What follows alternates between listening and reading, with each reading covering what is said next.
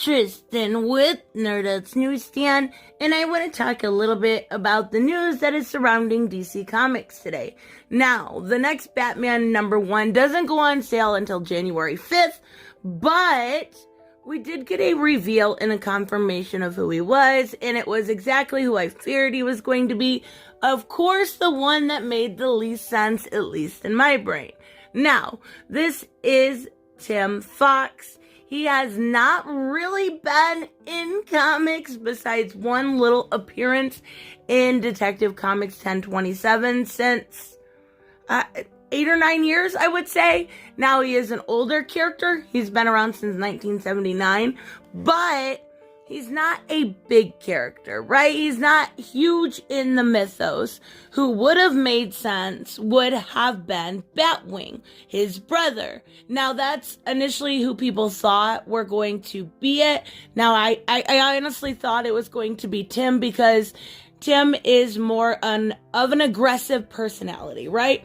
He is a little bit ruder, a little bit cruder, and he's definitely called his father, Lucius, an Oreo before. So I figured, coming with John Ridley, it would make more sense for him to write that kind of character because we saw recently how he writes and we saw what he did to Jefferson Pierce, Black Lightning, right? So this was, though, done on purpose. This wasn't a leak. This was an accidental release. This was done almost a whole month, right, before, because final order cutoff for this is December 13th, and they want to get the buzz going and have shops order more. Kind of a tricky way to do it, kind of a little deceitful, but it is the way of the comic books. Usually there remains no mystery. There was some stuff like Oz and stuff, but a lot of times it doesn't remain a mystery. Well, we definitely know that it is Tim. Now, the reaction I've seen to this hasn't been super welcoming. The reaction I've seen to this has just been like, really? Okay, wait, no, I lied. There is 2 reactions I've seen to this. Oh, yep. Not surprised, so brave and stunning, or, haha, we got another one, deal with it. Like, it just, there has to be a happy medium somewhere. I'll check it out. I am definitely disappointed that it was not Batwing. It doesn't make sense. That's my biggest problem, is Batwing taking the mantle made the least amount of sense, but, they could have done something with it, right? He had worked alongside so often with Batman that they could have, said, we know that Tim Drake in the future state dies for a little bit, I guess. And, Damian is quite possibly either the Magistrate or Red X, so he's off. Nightwing is off doing his own thing. So they could have went down the line and made him make sense. And by him, I mean Batwing. How are they going to do that when it comes to Batman, when it comes to Tim? I don't understand what he was thinking, but even so, I can deal with it. I'll give it a chance. I don't have a whole lot of high regard for this title. It may be good. I don't know. I will be reviewing it, though. I just, like I said, I'm just a little disappointed in what they decided to do. Instead of going the way that made sense, they wanted to go the way that, I don't know, a non-comic book reader would go. So there is some other news, though, that I want to talk about. A little bit better news, right? Surrounding this, DC mythos. First off, in Detective Comics 1031, I believe. I could be wrong. The newest one, right? We got a new outfit for Damian. Damian's back. Damian's bland. Damian's muted. Damian's, okay. It's cute, I guess. I'm not a big fan of this new costume. Now, do I think Damian deserves to grow up and get his own little costume instead of just a hand-me-down Robin costume? Absolutely. Do I think there could have been a better character design? Absolutely. Brad Walker is a great artist. I just think the colors are ultra muted. And it looks okay. I'm not saying it's the worst thing. I'm just saying give it a little color, right? So, I want to talk a little bit about this week's death metal. Now, there was a lot of stuff in it, and the whole theme of this is written like, this is your last story, right? They're getting ready to go into the last battle. This is their last story. So there's some fan service and some weird things, but I also have some predictions, and I want to put them out there before we see the last issues of death metal and before we see Future State start. Now, my first main prediction is Aquaman's gonna die. Hyde's gonna take over. Aquaman is going to die.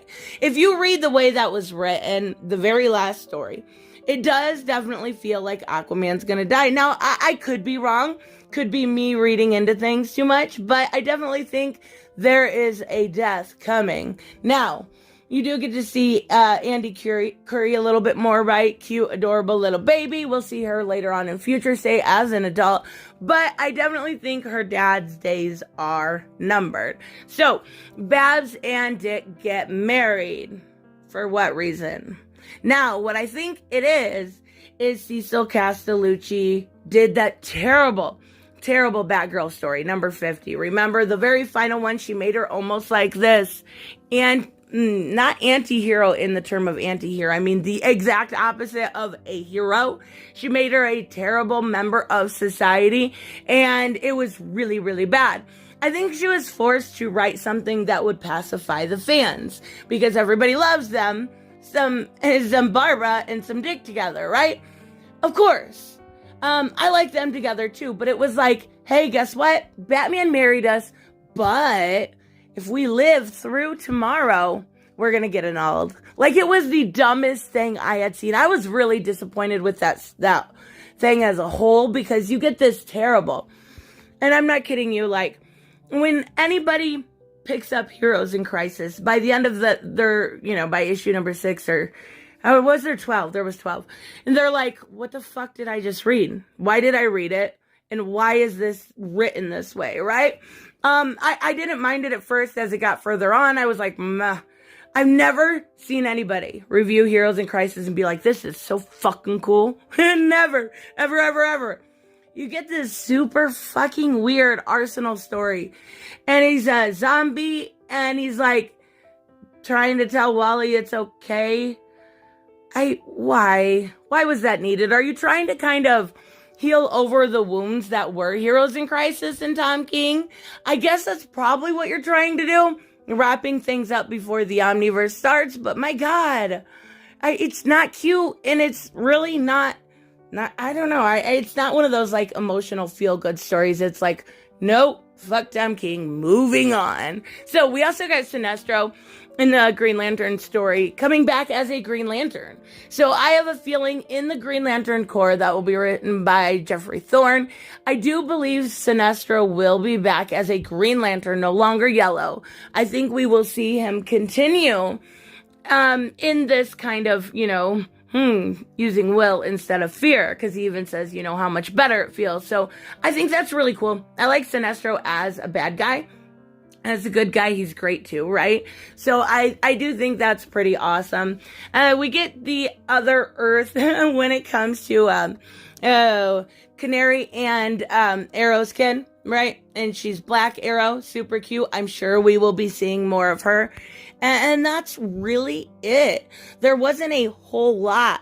I kind of just wanted to include it when it came to my video about Batman, because, you gotta look at the good with the bad. And unfortunately for this, it's a whole lot of bad. Like the story, okay, I will say right off, the story that was done, the very first story with Donna Troy in the Teen Titans, right, was by Joshua Williamson. Oh, fucking great. Like, the art on this thing is beautiful. It was a great story. The rest of them were just like, I understand that they're hints of what's to come, but a lot of it just felt a little awkward. I don't know.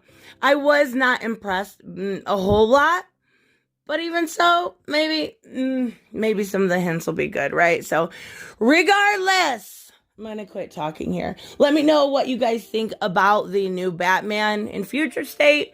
whether you think he'll get his own title in March, which I think is a very good possibility, or about the last stories of the DC Universe, Death Metal, all of the little bits of information we got in that. So I will see you guys in the next one. Bye-bye.